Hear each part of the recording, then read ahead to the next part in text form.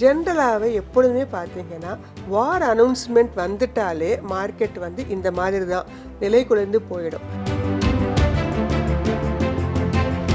So the weapons war. ஸோ இந்த மாதிரி எந்த ஒரு வார் அனௌன்ஸ்மெண்ட் வந்தாலுமே அது நிச்சயமாக உலக லெவலில் இருக்கக்கூடிய எல்லா ஷேர் மார்க்கெட்டையுமே பாதிக்கும். இதில் நம்ம இந்தியா மட்டும் விதிவிலக்கு கிடையாது.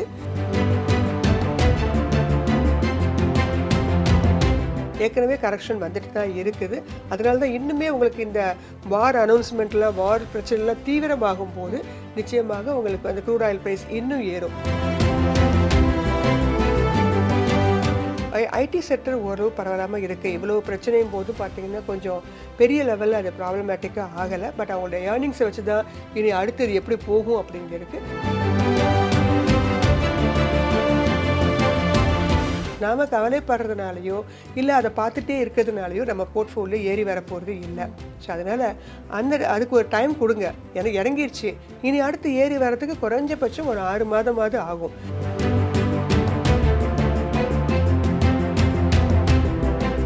ஒன் இண்டியா தமிழ் நேயர்களுக்கு வணக்கம். நம்ம ஒவ்வொரு வாரமும் ஷேர் மார்க்கெட் ட்ரெண்ட் எப்படி இருக்குது அண்ட் அதே போல் ஒவ்வொரு வாரமும் ஒவ்வொரு செக்டர் ஸ்டாக்ஸ் பற்றி பார்த்துட்டு இருக்கோம். அந்த வகையில் இன்னைக்கு டெக்ஸ்டைல் இண்டஸ்ட்ரியில் இருக்கக்கூடிய செக்டர் இதில் இருக்கக்கூடிய ஸ்டாக்ஸ் பற்றி பேசுறதுக்காக இன்னைக்கு நம்மளோட நிகழ்ச்சியில் சாய் ஷாட்டியோட்டினுடைய நிறுவனர் தர்மஸ்ரீ ராஜேஸ்வரன் நினைஞ்சிருக்காங்க. பேசலாமாங்க? வணக்கம்மா. வணக்கம்மா.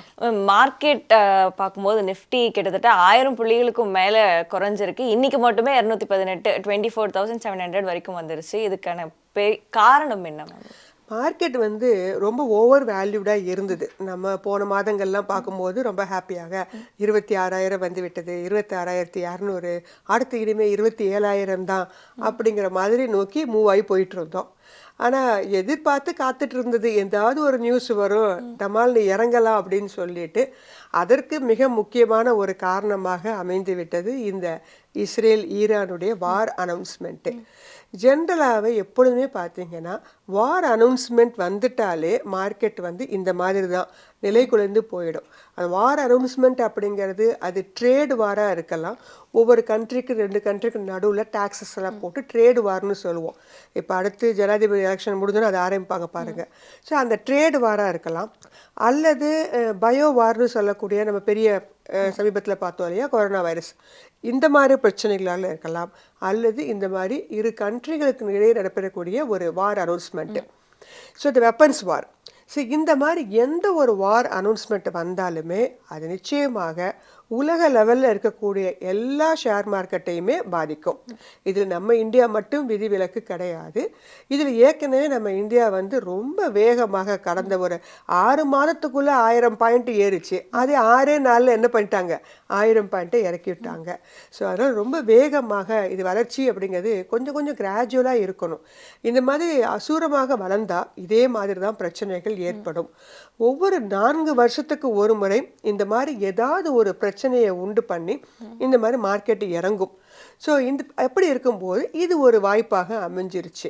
இதுதான் ஒரு மேஜர் ரீசன் இந்த வார் அனௌன்ஸ்மெண்ட்டு.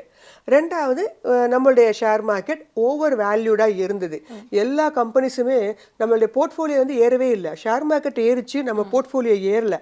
அதுவே வந்து ஒரு பெரிய விஷயம். அந்த மாதிரி இருந்தாலே மார்க்கெட் இறங்க போகுதுன்னு அர்த்தம். ஷேர் மார்க்கெட் ஏறுது, நிஃப்டி ஏறுதுன்னா ஓரளவு நம்மளுடைய கம்பெனிஸுங்களும் ஏறணும்.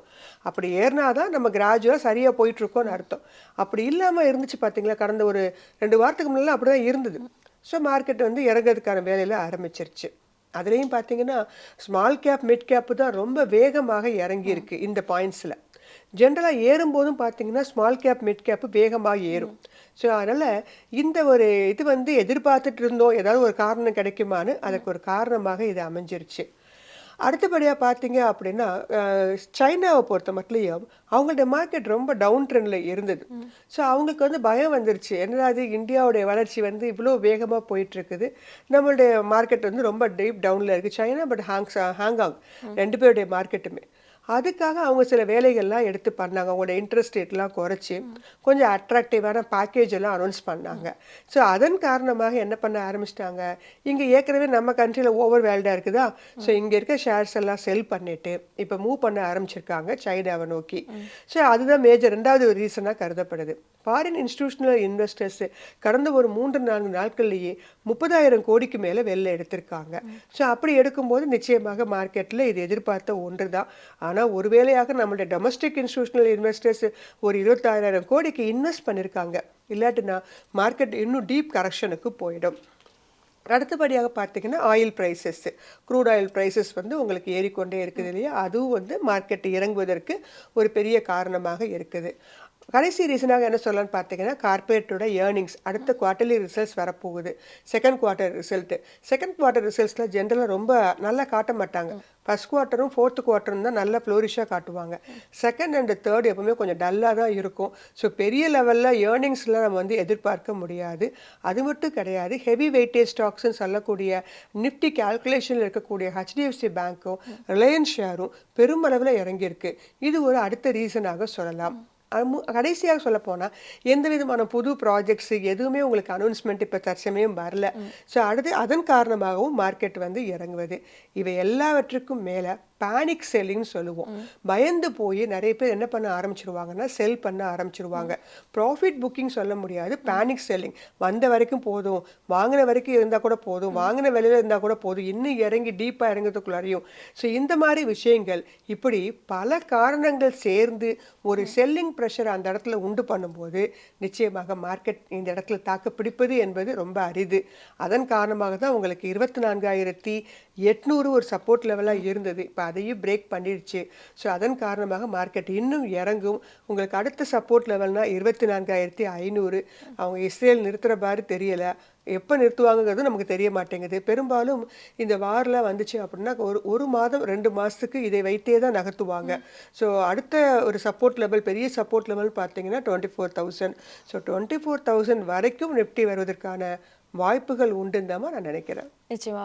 இப்போ இந்த ஈரான் இஸ்ரேல் வார் ஒரு ஷேர் மார்க்கெட்ல டிஃப்ரி புள்ளிகள் குறையறதுக்கு ஒரு முக்கியமான காரணமா இருக்கு. க்ரூட் ஆயில் பிரைஸும் ஏறுறதை பார்க்குறோம். ஈரான் வந்து மிடில் ஈஸ்ட்லேருந்து தான் நிறைய க்ரூட் ஆயிலோட எக்ஸ்போர்ட்ஸும் நடந்துட்டு இருக்கு. ஸோ அப்படி இருக்கும்போது இந்த மிடில் ஈஸ்ட்ல இருக்கக்கூடிய அந்த பதற்றம் க்ரூட் ஆயிலில் இந்த மாதிரியான எஃபெக்டை கொண்டு வரும். க்ரூட் ஆயிலை பொறுத்த மட்டும் நம்ம பெரும்பாலும் Iran, Iraq countries, OPEC countries depend பண்ணி தான் பண்ணிட்டு இருக்கோம். இறக்குமதி அதிகமாக பண்ணிட்டு இருக்கோம். இப்போ இந்த க்ரூட் ஆயில் ப்ரைஸ் ஏறுவதன் காரணமாக உங்களுக்கு வந்து எல்லா விதத்துலையும் இன்ஃப்ளேஷனை அதை அடுத்து பாதிக்க ஆரம்பிக்கும். இன்ஃப்ளேஷனை பாதிக்க ஆரம்பித்தாலே அது வந்து ஷேர் மார்க்கெட்டுக்கு ஒரு பெரிய பாதிப்பை உண்டு பண்ணும். க்ரூட் ஆயில் ப்ரைஸ் ஏறதுனால நேரடியாகவே பாதிக்கப்படக்கூடிய sector oil and gas sector. அதில் சில கம்பெனிகளுக்கு அது பெனிஃபிட்டாக இருக்கும், சில கம்பெனிகளுக்கு அது வந்து அது பெனிஃபிட்டாக இருக்காது. ஏன்னா க்ரூட் ஆயிலை நம்பி இருக்கக்கூடிய மற்ற இண்டஸ்ட்ரி, அதாவது பெயிண்ட் இண்டஸ்ட்ரி, டையிங் இண்டஸ்ட்ரி, இந்த மாதிரி ஃபெர்டிலைசர்ஸ், இந்த மாதிரி நிறைய கம்பெனிஸ்கள் இருக்காங்க, அவங்களுக்கும் அங்கே பிரச்சனையாக இருக்கும்.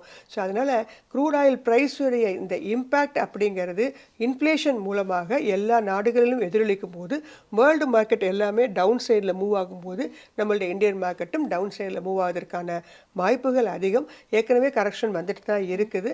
அதனால தான் இன்னுமே உங்களுக்கு இந்த வார் அனௌன்ஸ்மெண்ட்லாம், வார் பிரச்சனைலாம் தீவிரமாகும் போது நிச்சயமாக உங்களுக்கு அந்த க்ரூட் ஆயில் ப்ரைஸ் இன்னும் ஏறும். அப்போ இன்னும் ஒரு கரெக்ஷன், இன்னும் ஒரு 10% மேலே கரெக்ஷனை வந்து நம்ம எதிர்பார்க்கலாங்க. அப்படிங்கிறதுனால தான் ஒரு 24,000 பாயிண்ட். ஏன்னா போன தடவை பார்த்தீங்கன்னா உக்ரைன் வரும்போது கிட்டத்தட்ட 2,000லேருந்து 3,000 பாயிண்ட் கரெக்ஷன் வந்துச்சு. ஸோ இப்போ தான் ஆரம்பிச்சிருக்கிறாங்க. ஸோ இன்னும் 24,000 பாயிண்ட்டையும் தாண்டி மூவ் ஆகிறதுக்கான வாய்ப்புகள் உண்டு. பாப்பா எப்படி கொண்டு போறாங்கன்னு சொல்லிட்டு. நிச்சயமா. இந்த க்ரூட் ஆயில் இதெல்லாம் ஒரு பக்கம் இருந்தாலும் இந்த வார் அனௌன்ஸ்மெண்ட்னால எந்தெந்த செக்டார்ஸோட ஸ்டாக்ஸ் அதிகரிக்கிறதுக்கான வாய்ப்பு இருக்கு, மூவ்மெண்ட் இருக்கிறதுக்கான வாய்ப்பு இருக்கு, இதெல்லாம் குறையறதுக்கான வாய்ப்பு இருக்கு? பெரும்பாலும் குறையதான் வாய்ப்பு இருக்கு. கிட்டத்தட்ட பார்த்தீங்கன்னா எல்லா செக்டருமே பிரச்சனை ஆகிறதுனால தான் உங்களுக்கு மார்க்கெட் இந்த அளவு டவுன் ஆகுது. Especially small cap index, mid கேப்பில் இருக்கக்கூடிய இண்டெக்ஸ் எல்லாமே அடிவாகும். அதே மாதிரி செக்டர் வைஸ்ன்னு பார்க்கும்போது ஆயில் அண்ட் கேஸ் உங்களுக்கு பிரச்சனையாகும். அடுத்தபடியாக பார்த்தீங்கன்னா சில ஃபார்மா செக்டர்ஸும் கூட கொஞ்சம் பிரச்சனையாகுது. அந்த கண்ட்ரியில் இருக்கக்கூடிய சில விஷயங்கள் நம்ம சார்ந்து இருப்பதுனால அந்த செக்டரு. ஸோ அதே மாதிரி இன்ஃப்ளேஷன் அதிகமாச்சு அப்படின்னா எஃப்எம்சிஜி செக்டர் பிரச்சனையாகும். இப்படி நிறைய நம்ம செக்டர்ஸ் இன்ஃப்ராஸ்ட்ரக்சர், ஏன்னா அதுக்கு தேவையான மூலப்பொருளுடைய விலையெல்லாம் அதிகரிச்சிடும். அப்போ அந்த இன்ஃப்ராஸ்ட்ரக்சர் வந்து ப்ராஜெக்ட்லாம் கொஞ்சம் தள்ளி போகும். அதன் காரணமாக இன்ஃப்ராஸ்ட்ரக்சர் அந்த செக்டர்லாம் கொஞ்சம் அடிவாகும். நேரடியாக சில கம்பெனிகள் ஆர்விஎன்எல், ஜூபிட்டர் வேகன்ஸ் இந்த மாதிரி ரயில்வே சம்மந்தப்பட்ட செக்டர்ஸ் எல்லாமே கொஞ்சம் ப்ராப்ளமேட்டிக்காக ஆகிடும். ஸோ ஏதாவது தார் போடுறது அது மாதிரி விஷயங்கள் எல்லாமே உங்களுக்கு அங்கேருந்து தான் வந்து மேனுஃபேக்சரிங் கிடைக்குது. ஸோ இதன் காரணமாக இந்த செக்டர்ஸ் எல்லாமே கொஞ்சம் பிரச்சனையாகும். கொஞ்சம் ஓரளவு பரவாயில்லாமல் இருக்கும் அப்படின்னு பார்த்தீங்கன்னா ஐடி செக்டர் ஓரளவு பரவாயில்லாமல் இருக்குது. இவ்வளவு பிரச்சனையும் போதும் பார்த்தீங்கன்னா கொஞ்சம் பெரிய லெவலில் அது ப்ராப்ளமேட்டிக்காக ஆகலை. பட் அவங்களோட ஏர்னிங்ஸை வச்சு தான் இனி அடுத்தது எப்படி போகும் அப்படின்னு இருக்குது. அதே மாதிரி ஸ்டீல் செக்டரும் உங்களுக்கு பெருசாக வந்து பிரச்சனைக்குரியதாக ஆகலை. அதனால் இந்த 2 செக்டரும் வந்து ஓரளவு தாக்குப்பிடிச்சு இந்த ரணகலத்திலே நிற்கிறாங்க அப்படின்னு நம்ம சொல்லலாமா? நம்ம இப்போ ஷேர் மார்க்கெட் இப்போ இருக்கக்கூடிய நிலைமையில ஷேர் மார்க்கெட்டுக்குள்ள புதுசா வரவங்களுக்கு இது எப்படி பார்க்கலாம்? ஆல்ரெடி இன்வெஸ்ட் பண்ணவங்களுடைய மனநிலைங்கிறது எப்படி இருக்கும்? ஆல்ரெடி இன்வெஸ்ட் பண்ணவங்க ரொம்ப பேத்தட்டிக் கண்டிஷனில் தான் இருப்பாங்க. ஸோ நம்மளுடைய நேயர்கள் அனைவருக்குமே சொல்கிறது, உங்களுக்கு மட்டும் உங்களுடைய போர்ட்ஃபோலியோ இறங்கலை. எல்லாருக்குமே இன்க்ளூடிங் மை செல்ஃப் எல்லாருக்குமே அப்படி இறங்கி தான் இருக்கும் ஜென்ரலாக. ஏன்னா நம்ம வந்து இப்போ ஒரே ஒரு கம்பெனி வாங்கி வச்சிருக்க மாட்டோம். நிறைய பேர் நிறைய கம்பெனிகள் நிறைய sectors, small gap, mid gap, large cap எல்லாமே வாங்கியிருப்போம். ஈவன் மியூச்சுவல் ஃபண்டில் புதுசாக வந்திருப்பாங்க இல்லையா, அவங்களுடைய யூனிட்ஸ் கூட கண்டிப்பாக என்ஏவிஸ் எல்லாம் இறங்கியிருக்கும். ஸோ மார்க்கெட் இறங்கும் போது நம்ம வந்து இதை வந்து எதிர்பார்த்து தான் இருக்கணும். அப்படி இருக்கும்போது உங்களுடைய போர்ட்ஃபோலியோவை பார்த்து இவ்வளோ இறங்கிருச்சே அப்படின்னு சொல்லி பேனிக் ஆகி நீங்கள் என்ன பண்ணாதீங்க, செல் பண்ணிட்டு வெளில வந்துடாதீங்க. ஏன்னா ஒரு வேளை இப்போ என்ன ஆகிட்டு இருக்காது, சப்போர்ட் லெவல் நோக்கி நெருங்குது. இந்த இடத்துல இருந்து அடுத்தபடியாக நியூ எலெக்ஷன் நடக்க போகுது, ஜனாதிபதி தேர்தல் எலெக்ஷன் இயர் 2. ஸோ இந்த 3 மாதங்களில் பெருசாக ஒன்றும் ஒரு ஏற்றம் வந்துடாது. ஆனால் அதே சமயம் ஏற்கனவே கரெக்ஷன் நடந்துட்டு இருக்குது, இறங்கிட்டு இருக்குது. ஸோ செல் பண்ணணும்னு நினச்சிருந்தா நம்ம என்ன பண்ணியிருக்கணும், 26,000 பாயிண்ட்லேயே நம்ம என்ன பண்ணியிருக்கணும், செல் பண்ணியிருக்கணும். அதானே ஆல் டைம் பீக்கு. அந்த சமயத்திலே நீங்கள் செல் பண்ணியிருக்கணும். அப்படி செல் பண்ணதை தவிர்த்து விட்டு இப்போ 2,000 பாயிண்ட் இறங்கின பிறகு இந்த இடத்துல செல் பண்ணணும்னு நீங்கள் நினைக்கும் போது அந்த இடத்துலேருந்து மறுபடியும் ரேட் ஏறிடும். அப்பயும் உங்களுக்கு என்ன வரும், கஷ்டம் தான் கிடைக்கும். ஏன்னா நான் விற்ற பிறகு ஏறிடுச்சு, இவ்வளோ நாளாக வச்சுருந்தேன், இறங்கிட்டே தான் இருந்துச்சு, இந்த மாதிரி தான் சொல்லுவீங்க. அதனால் ஏற்கனவே இருக்கிற நேயர்கள் நீங்கள் ரொம்ப வந்து பேனிக் ஆகாதீங்க. எல்லா கம்பெனி ஷேர்ஸுமே மறுபடியும் விலை ஏறிடும். 2010 இப்படி தான் இருந்தது, 2020 பார்க்காதா. 2020 மார்க்கெட் வந்து 3 டிஜிட்டில் இருந்த கம்பெனிஸ் எல்லாமே 2 டிஜிட் வந்துட்டாங்க. அவங்க இப்போ எல்லாருமே திரும்பி ரெக்கவரி ஆகலையா. ஸோ அதனால் எவ்ரி 4 இயர்ஸ் இந்த மாதிரி ஒரு வேவை நாங்கள் பார்த்துட்டு தான் வந்துட்டு இருக்கிறோம். ஸோ அதனால் நேயர்கள் ஏற்கனவே வாங்கி வச்சுருக்கவங்க அதை பற்றி பேனிக் ஆகாதீங்க. ஒருவேளை உங்ககிட்ட கொஞ்சம் பணம் இருக்குது அப்படின்னா கிட்டத்தட்ட ஒரு 30% நீங்கள் வாங்கின ஷேர் வந்து நீங்கள் வாங்கின இடத்துல இருந்தோ அல்லது ஆல் டைம் பீக்கில் இருந்தோ ஒரு 30% 40% இறங்கி இருந்தது அப்படின்னா நீங்கள் தாராளமாக மறுபடியும் உங்களிடம் பணம் இருந்தால் அதே கம்பெனி ஷேர்ஸை நீங்கள் வாங்கலாம். அப்படி இல்லாத பட்சத்தில் அமைதியாக நீங்கள் விட்டுறது நல்லது. அல்லது உங்கள்ட்ட பணம் இருக்குது அப்படின்னா ஏற்கனவே நல்ல கரெக்ஷனை எதிர்பார்த்து இதெல்லாம் ரொம்ப பீக்கில் இருக்குது, என்னால் வாங்க முடியலை அப்படி நீங்கள் நோட் பண்ணி வச்சுருப்பீங்க. இப்போ போய் அதை எடுத்து பாருங்கள், அது எல்லாமே நீங்கள் வாங்கக்கூடிய விலைக்கு வந்திருக்கலாம். ஸோ அந்த மாதிரி புது கம்பெனிகளை வாங்குவதற்கு ஒரு வாய்ப்பாக இந்த இறக்கத்தில் நமக்கு தெரிஞ்சு வச்சுக்கணுமே தவிர, இந்த இறக்கத்தில் இருக்கும்போது உங்கள் போர்ட்ஃபோலியோவை பார்த்து நான் இவ்வளோ ப்ராஃபிட்டில் இருந்தேன், இப்போ அது வந்து இவ்வளோ எரோட் ஆயிடுச்சு, கண்டிப்பாக எரோட் ஆக தான் செய்யும். ஆனால் மறுபடியும் நீங்கள் வெயிட் பண்ணிங்கன்னா முந்தின இருந்த அந்த பர்சன்டேஜ் ஆஃப் ப்ராஃபிட்டை விட அதிகமான அளவுக்கு ப்ராஃபிட் வர முடியும். ஏன்னா மார்க்கெட்டில் இந்த மாதிரி ஒரு கரெக்ஷன் உங்களுக்கு கிடைத்தால்தான் மறுபடியும் ஷேர் ப்ரைஸ் ஏறும்போது உங்களுக்கு வந்து அது வந்து நல்ல ப்ராஃபிட்டாக மாறும். இல்லாட்டினா நான் முன்ன சொன்ன மாதிரி மார்க்கெட் மட்டும் ஏறுற மாதிரி தெரியும், உங்கள் போர்ட்ஃபோலியோ ஏறவே ஏறாது.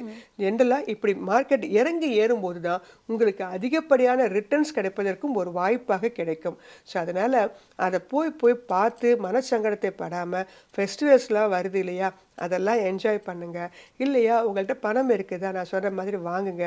அதுவும் இல்லாத பட்சத்தில் புதுசாக ஐபிஓ கம்பெனிஸ்லாம் வருவாங்க. இன்னும் இப்போ கொஞ்சம் நிறைய மார்க்கெட் இந்த அளவு டவுனாக இருக்கும்போது ஹுண்டாய் மாதிரி ஐபிஓஸ்லாம் கொஞ்சம் வராது, இன்னும் கொஞ்சம் லேட் ஆகும். ஸோ அந்த மாதிரி ஐபிஓஸ் வரும்போது புதுசாக வர ஐபிஓஸ் கம்பெனிஸ் எல்லாம் வாங்கிறதுக்கு முயற்சி பண்ணுங்க. இது ஏற்கனவே வாங்கி வச்சுருக்கவங்க. புதுசாக வரவங்களுக்கு ரொம்ப நல்ல ஒரு வாய்ப்பாக கிடச்சிருக்கு. ஏன்னா அவங்க 26,000 பீக்கில் எப்போலாம் இறங்குன்னு தான் காத்துட்டு இருந்திருக்காங்க. ஸோ அவங்களுக்கு மார்க்கெட் மறுபடியும் இறங்கி ஒரு வாய்ப்பை கொடுத்துருக்கு.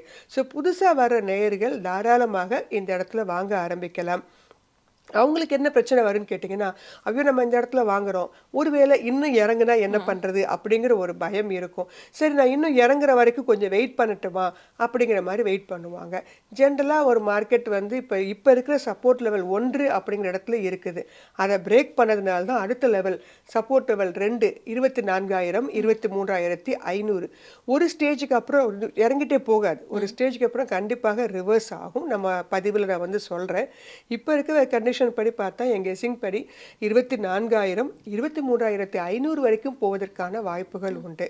எனவே புதுதாக வாங்கணும்னு நினைக்கிறவங்க ஒரு 100 ஷேர் வாங்கலாம்னு நினச்சிங்களா, இந்த இடத்துல வந்து ஒரு 25 வாங்குங்க.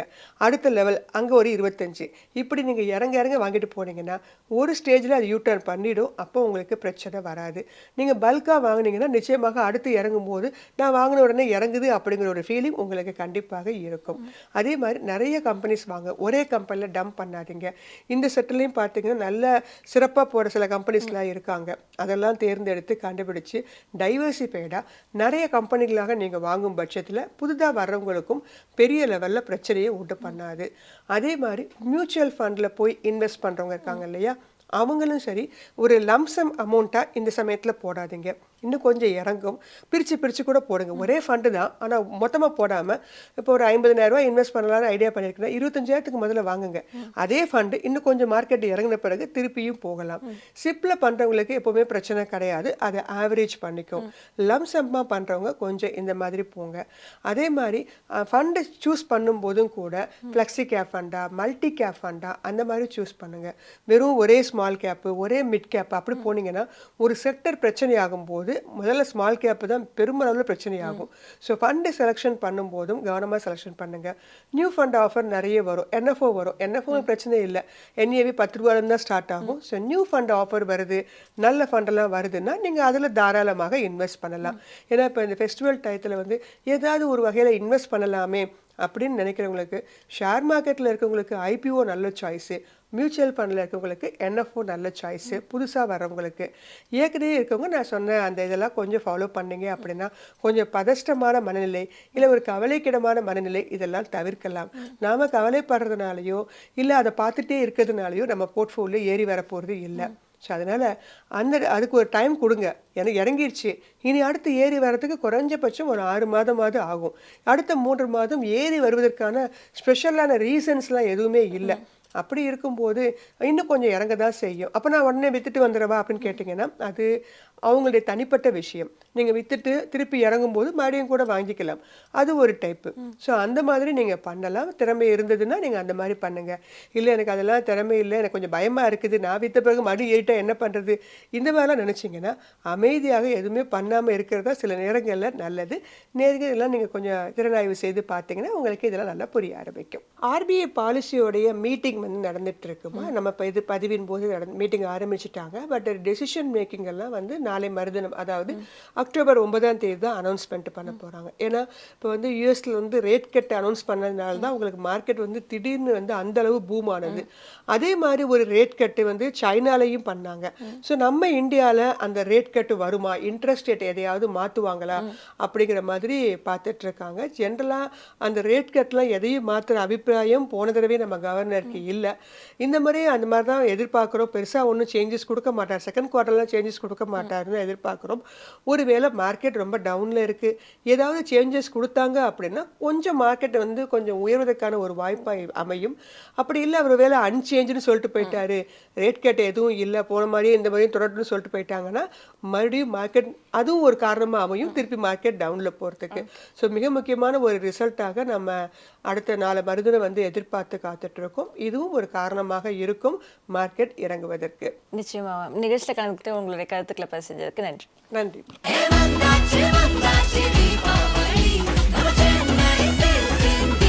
எண்ணம் போல் வண்ணங்களுடன் கொண்டாடு The Chennai Silks ஆடைகளுடன் Let the celebrations begin.